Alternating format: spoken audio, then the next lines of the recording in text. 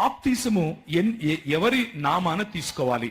బాప్తిసము యేసు నామాన తీసుకోవాలా, లేకపోతే తండ్రి కుమార పరిశుద్ధాత్మ నామంలో తీసుకోవాలా? ఇంకొకరు ఇలా రాశారు, తండ్రి కుమార పరిశుద్ధాత్మ నామంలో నేను బాప్తిసం తీసుకున్నాను, కానీ వీరు ఇంకొకరు వచ్చి నన్ను యేసు నామంలో బాప్తిసం తీసుకోమని అడుగుతున్నారు, నేను తీసుకోవాలా?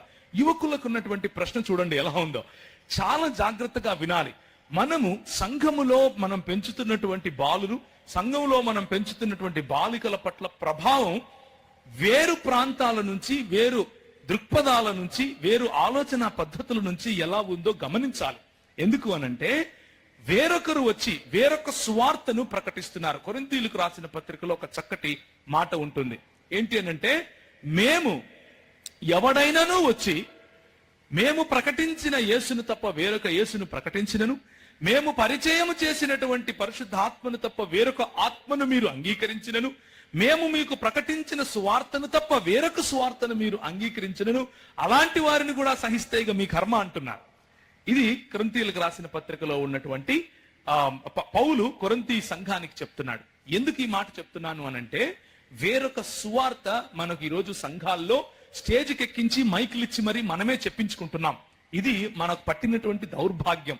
ఇందులోనే ఈ కల్ట్స్ కు సంబంధించినటువంటిది. ఇంకొక ఆయన ప్రశ్న రాస్తూ అంటున్నాడు, ఇన్ని కల్ట్స్ ఉన్నాయి కదా, మరి ఈ కల్ట్స్ ని ఎలా నిరోధించాలి, ఎలా అర్థం చేసుకోవాలి, ఏది కల్ట్ ఏది కల్ట్ కాదు, ఏది దుర్బోధ ఏది దుర్బోధ కాదు అని ఎలా తెలుసుకోవాలి అన్నటువంటి మాటను అడిగారు. ఈ వచనమే దానికి ప్రమాణం. మొదటిది, మన పితరులు మనకు నేర్పించినటువంటి వాక్య సారాంశానికి భిన్నంగా, అంటే అపోస్తలుల యొక్క విశ్వాస సూత్రానికి భిన్నంగా ఉన్నటువంటి ఏ సువార్త అయినా సరే అది సువార్త కాదు, దానిని విడిచిపెట్టాలి. మన పితరులుగా లేకపోతే అపోస్తలుల విశ్వాసాన్ని మోసుకుని వచ్చినటువంటి క్రైస్తవ మిషనరీ సంఘాలు తీసుకొచ్చినటువంటి బ్యాలెన్స్ కలిగినటువంటి సువార్తకు భిన్నంగా ఉన్న ఏ బోధైనా సరే దాన్ని మనము సంఘాల్లోనికి రానివ్వకుండా చూసుకోవాలి. ముఖ్యంగా మన యువతులు దానికి ఎక్స్పోజ్ అవ్వకుండా చూసుకోవాలి. వీటినే 5 మాటలతో మనము సమ్మరైజ్ చేసుకోవచ్చు. మొదటిది, సోలా స్క్రిప్చురా, అంటే కేవలము వాక్యమును తప్ప, ఈ 66 పుస్తకాలు ఉన్నటువంటి బైబిల్ గ్రంథమును తప్ప, బైబిల్ గ్రంథము ప్లస్ భక్త సింగ్ గారు అనంటే బయట పెట్టండి, బైబిల్ ప్లస్ ప్రవీణ్ పగడాల అంటే వాడిని బయట పెట్టండి, బైబిల్ ప్లస్ మా పాస్టర్ గారు అనంటే బయట పెట్టండి, బైబిల్ ప్లస్ ఇంకొక పుస్తకము అనంటే వాళ్ళని బయట పెట్టండి.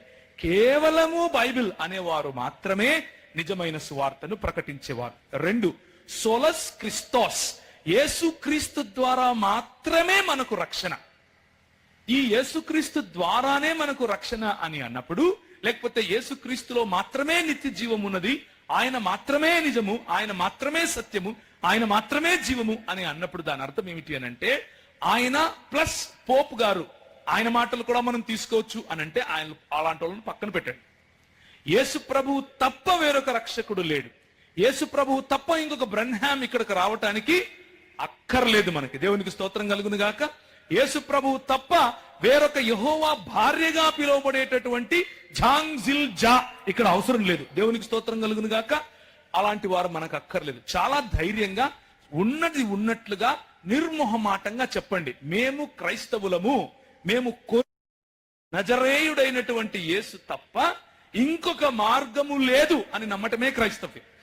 అది కాకుండా మల్కీపురం నుంచి ఒక ఆయన వచ్చి, కాదండి, మీరు నమ్ముతున్నటువంటి యేసు కాదు, మీరు తీసుకున్నట్లుగా తండ్రి కుమార పరిశుద్ధాత్మ నామములో బాప్తిజం తీసుకుంటే కుదరదు, మల్కీపురంలో మాకు ఒక కొత్త రెవల్యూషన్ వచ్చింది, ఆ రెవల్యూషన్ అంటే యెషువా మెస్సియా అన్న పేరులోనే నువ్వు బాప్తిజం తీసుకోవాలి అని అంటే, వారికి తెలియక అలా మాట్లాడుతున్నారు అని వారి పట్ల జాలి చూపించండి. ఒక చిరునవ్వు వేయండి వాళ్ళకి, అట్లా తప్పులేదు. ఎందుకు అనంటే, యెషువా అన్న మాట ఆదికాండం, నిర్గమాకాండం, ఆ తర్వాత ఏంటి మర్చిపోయారా? ఆ తర్వాత ఏంటి? పంచకాండాల తర్వాత యెహోషువ అన్న యేసు అన్న ఒకడే, ఇద్దరు పేర్లు ఒకటే. యెషువా అన్నది హెబ్రూ పదం, అర్థమైందా?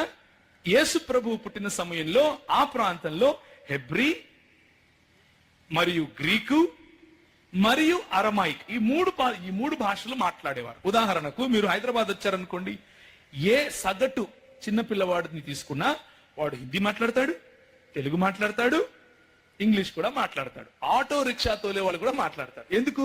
అదే బెంగళూరు వెళ్ళారనుకోండి, తెలుగు మాట్లాడతారు, తమిళం మాట్లాడతారు, కన్నడం మాట్లాడతారు, హిందీ మాట్లాడతారు, తర్వాత స్థానికంగా తులు లాంటి భాషలు కూడా మాట్లాడతారు. మినిమం 5 భాషలు మాట్లాడతారు. ఇది ఎందుకు అనంటే స్థానికంగా ఉన్నటువంటి భాషల ప్రభావం. అలాగే యెహోవా అన్న పదము కాలము గడిచే కొద్దీ ఏమైంది అనంటే అరమాయిక్ భాషలో యషు అయింది. ఆ యషు అన్నటువంటి పదాన్ని, యెహోవా అంటే అర్థం ఏమిటి అనంటే యెహోవాయే రక్షణ అని, యెహోవాయే రక్షకుడు అని. గల్లీకి ఒక యేసు ఉండేవాడు యేసు ప్రభు పుట్టిన సమయంలో. బైబిల్ గ్రంథంలోనే యేసు ప్రభు జీవించిన కాలంలో యేసు అన్న పేర్లు 8 మందికి ఉన్నట్లుగా మనం చూడొచ్చు. మీకు ఎప్పుడైనా సమయం దొరికినప్పుడు ఇంటికెళ్ళి కొంచెం రీసెర్చ్ చేయండి. ఉదాహరణకు బార్ యేసు అనేవాడు ఉండేవాడు, అవునా కదా? బార్ యేసు. సో ఈ యేసు, ఏ యేసు పేరు మీద తీసుకోవాలయా బాప్తిసం అని అడగండి. తెలియక మీ పైన కొత్త కొత్త నిబంధనలు, కొత్త కొత్త డాక్ట్రిన్స్ పులిమే వాళ్లతో డీల్ చేయాల్సినటువంటి పద్ధతి ఇది. నాయనా, మెల్కీపురంలో మీకు ఏ బైబిల్ మరి ముద్రించి ఇచ్చారో తెలియదు, కానీ మా బైబిల్లో యేసు అన్న పేరే ఉంది. యేసు అన్న పేరు ఎలా పెడతారు? ఆయన పేరు యెహోవా కదా, నువ్వు ఎలా యేసు అని రాసుకున్నావు అని ఉల్టా అడుగుతారు.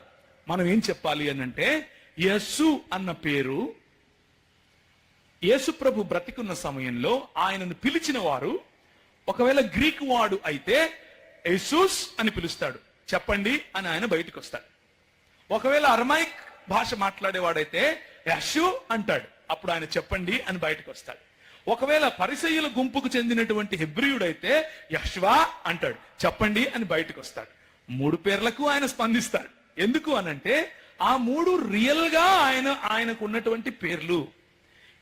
ఇక మరి జే ఎక్కడి నుంచి వచ్చింది? జీసస్ అంటున్నారు కదా. ఇది పలకటం చేతగాక తెల్లోళ్ళు వాళ్ళకు నెత్తిని రుద్దుకున్నారు. మనకు ఆ ఇబ్బంది లేదు. లోనికి బాప్తిసం ఇవ్వటము అని అంటే తండ్రి కుమార పరిశుద్ధాత్ముడుగా తన్ను తాను బయలుపరుచుకున్నటువంటి ఏకదేవుణ్ణి నేను నమ్ముతున్నాను అన్నటువంటి విశ్వాసం, ఆయన నామములోనికి, ఆయన పిలిచినటువంటి పిలుపులోనికి, ఆయన యొక్క రాజ్య స్థాపన కొరకు నా జీవితాన్ని చచ్చి లోకం కోసం, ఆయన కోసమే బ్రతకటం కోసం మునుగుతున్నాను అని చెప్పేటటువంటి సంకేతం మాత్రమే. అదేం పాస్పోర్ట్ కాదు. నువ్వు నీళ్లలో మునిగిలేస్తే పరలోకం పోతావు అనేది యేసునామను మునిగినా లేచేది లేదు, ఇంకొక నామను మునిగినా లేచేది లేదు. నీ మనసులో ఉన్నటువంటి విశ్వాసం మాత్రమే ప్రాతిపదిక. అందుకనే మొదటిది ఏం చెప్పాను? సోలా స్క్రిప్చురా అని చెప్పాను, కేవలము లేఖనం. రెండవది ఏం చెప్పాను? సోలస్ క్రిస్తోస్ అన్నాను, కేవలము యేసుక్రీస్తు. మూడవది ఏం చెప్తున్నాను? సోలా ఫిదేయా అంటే కేవలము విశ్వాసం. కేవలము విశ్వాసము మాత్రమే మనం రక్షిస్తుంది. 4వది సోలా గ్రాసియా అంటే కేవలము కృప. కృప ద్వారా మాత్రమే మనం రక్షింపబడతాం. మన సొంత కార్యాల ద్వారా మనం రక్షింపబడం. ఆయన కృప మాత్రమే మనల్ని రక్షిస్తుంది. 5వది చివరి మాట సోలా దియో గ్లోరియా అంటే దేవునికి మాత్రమే మహిమ. ఎందులో? ఈ రక్షణ కార్యములో దేవునికి మాత్రమే మహిమ. నా సొంత కార్యములు కానీ, ఎవరో మధ్యలో ఇంకొక వ్యక్తి కారణంగా కానీ, లేకపోతే ఇంకే ప్రాతిపదిక మీద కూడా నేను రక్షింపబడలేదు అని చెప్పేటటువంటి విశ్వాసం. ఈ 5టినే రిఫర్మేటివ్ ప్రిన్సిపల్స్ అని పిలుస్తారు. అంటే సంఘ పునర్నిర్మాణం, సంఘ పునరుద్ధరీకరణ, సంఘ సంస్కరణలో వచ్చినటువంటి నియమాలు. వీటినే మార్టిన్ లూథర్ గారు కానీ, జాన్ క్యాల్విన్ గారు కానీ, జాన్ నాక్స్ గారు కానీ వీరందరూ ప్రకటించినటువంటి సంఘ సంస్కరణ నియమాలు ఇవి. వీటిని గుర్తుంచుకోండి. వాటినే ఈ ప్రాంతానికి వచ్చినటువంటి క్రైస్తవ మిషనరీలు మోసుకొని వచ్చి మనకు నేర్పించారు. వాటిని గుర్తుంచుకోండి. ఈ 5 రెఫర్మేటివ్ ప్రిన్సిపల్స్ కు బయట ఉన్నటువంటి వారు క్రైస్తవులుగా పరిగణించబడరు. ఇది గుర్తుంచుకోండి.